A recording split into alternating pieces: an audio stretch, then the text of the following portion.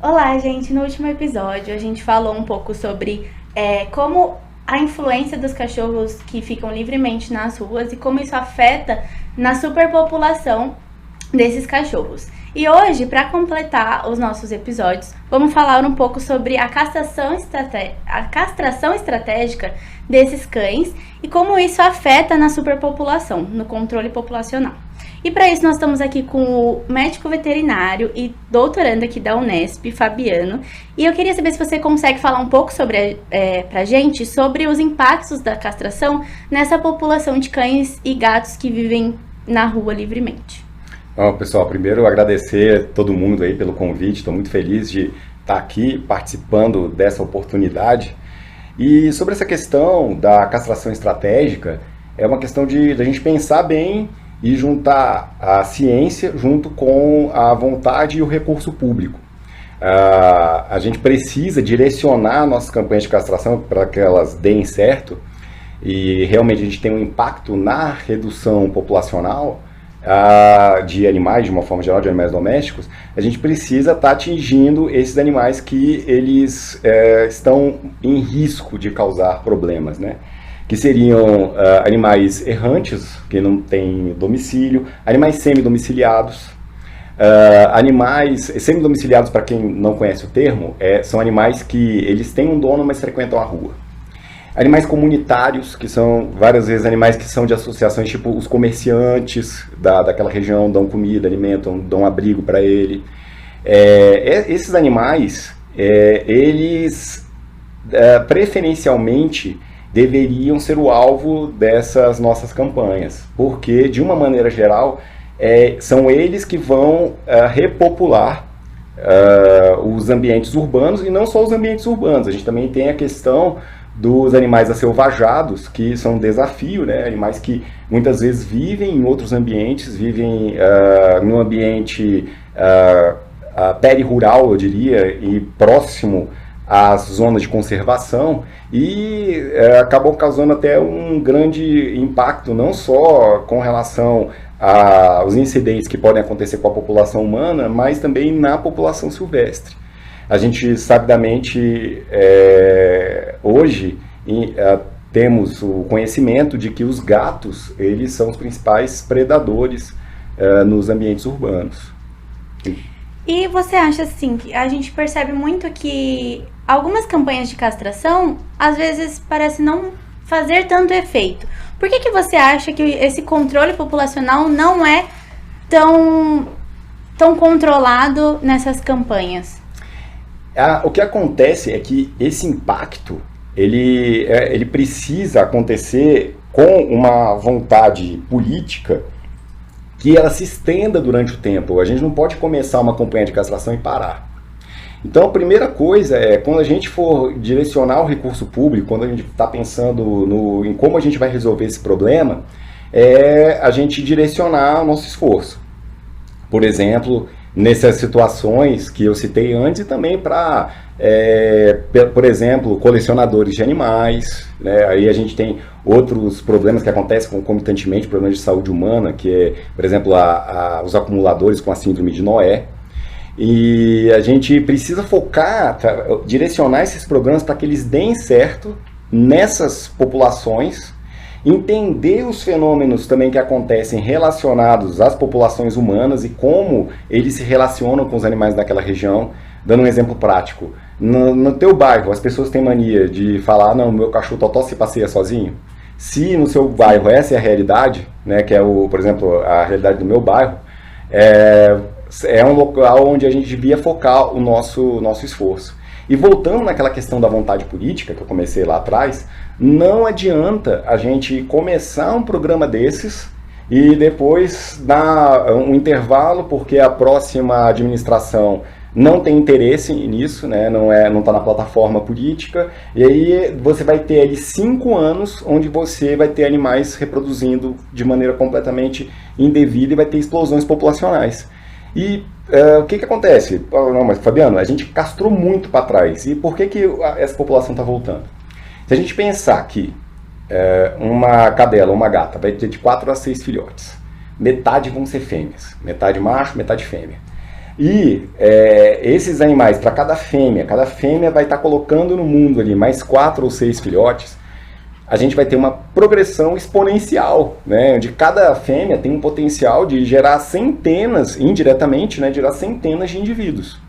Então, assim, é muito importante a gente atentar para essa questão de que isso tem que ser um programa de Estado, ele não pode ser uma política relacionada a determinado governo.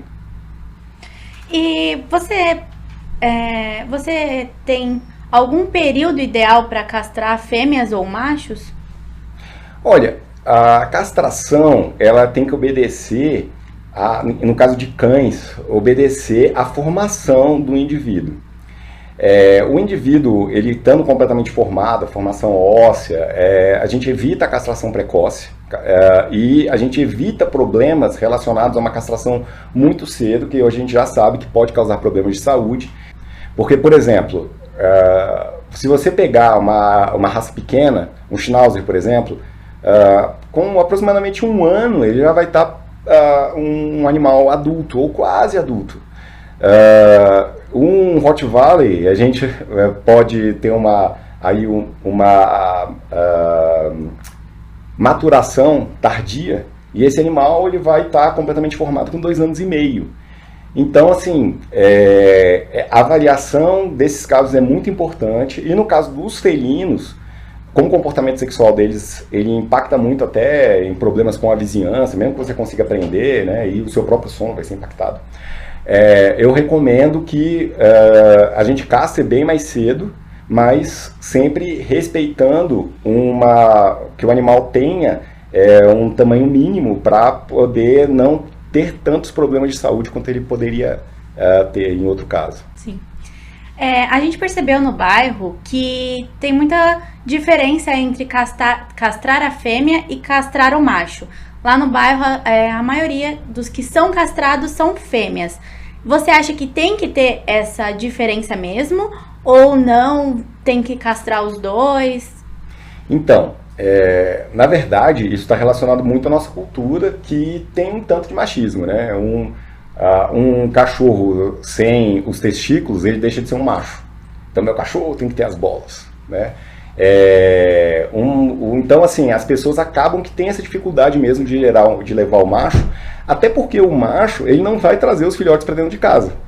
Então, existe esse preconceito, tá? Por outro lado, a fêmea, ela já vai mais fácil para um programa de castração.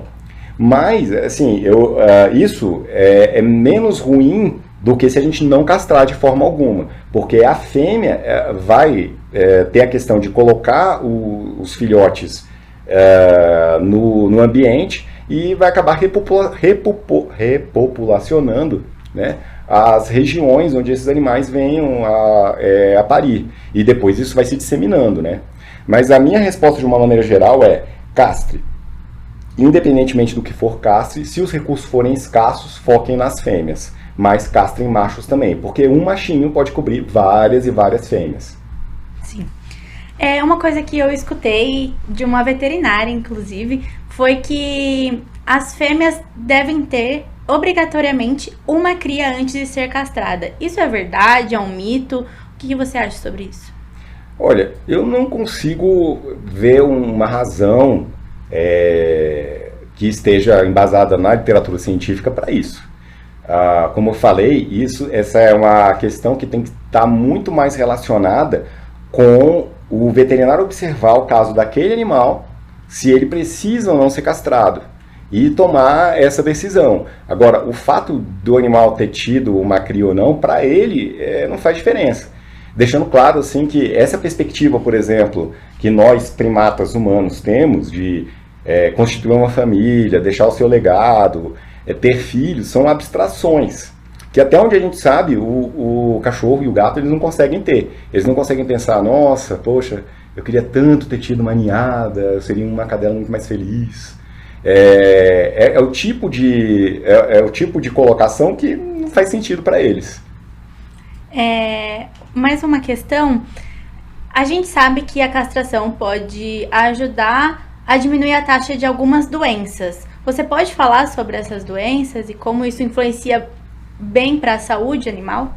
Claro, nessas populações que eu citei, né, de animais errantes, animais que frequentam lixão, etc., né, tudo que eu falei quando a gente começou aqui o nosso bate-papo, a gente vai ter uma redução, isso daí também nesse caso, né, do câncer de mama, para todas as cadelas, a gente vai ter uma redução da incidência de câncer de mama, tá? Lembrando que agora a gente está no Outubro Rosa, está acabando, mas ainda estamos em tempo de falar, né? E então é uma conscientização importante com relação a câncer de mama em cadelas e em gatas, a castração vai reduzir de fato. E a gente também tem as doenças que são ocasionadas pelo acasalamento, pelo coito, né? Que, por exemplo, o tumor venéreo transmissível canino. Quando os animais, esse tipo de interação que eles têm, pode ocasionar essas doenças e também corre a transmissão de sarna, pulga, carrapato, né? Vários parasitas que eles acabam transitando nos animais por conta disso. E lembrando também que, por exemplo, a raiva em locais onde ela ainda é endêmica, em algumas regiões do mundo, ela está relacionada ao período de estro das cadelas. Então tem outras doenças infecciosas que a gente vai estar indiretamente atingindo com a castração. Só lembrando que estro é o cio, né? Isso, obrigado. Imagina. Mas então eu queria agradecer